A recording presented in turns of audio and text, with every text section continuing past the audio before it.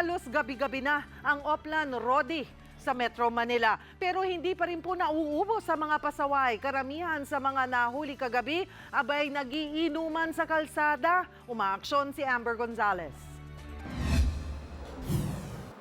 Sa presinto ang bagsak ng 5 lalaking ito matapos mahuli sa Oplan Rodi or Read the Streets of Drinkers and Youth ng Quezon City Police District Station 1 sa Laloma kagabi.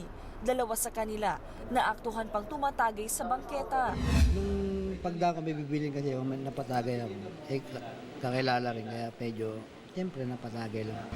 Bukod sa mga nagiinuman, hinuli rin ang mga pasimuno ng iligal na terminal ng tricycle sa Banawe.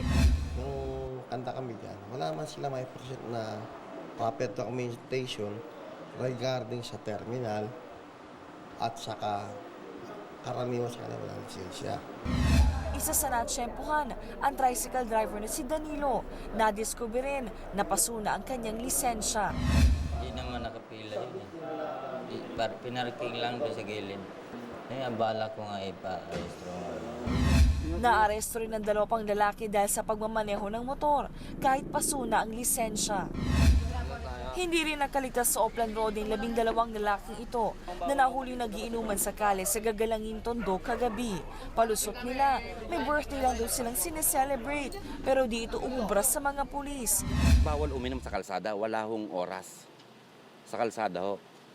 Kasi nakakasagabal ho tayo sa mga naglalakad, sa mga motorista kung sa kalsada tayo nagiinuman.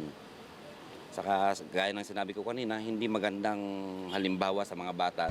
Kakasuhan ang mga nahuli ng paglabag sa iba't ibang city ordinance. Nagsagawa rin ng Oplan Road ang mga barangay tanod at pulis sa barangay Poblasyon sa Makati. Ilan sa mga kalalakihan na naka-istambay ang sinita. Dinampot naman ang mga umiinom at natutulog sa kalsada. Habang ang mga minor de edad na inabutan ng curfew sa daan, pinablotter sa barangay hall. Sa kabuuan, 13 dinala ng mga otoridad sa presinto. Umaaksyon. Amber Gonzalez, News 5. Be sure to come back. Use 5 everywhere. Copyright 2016.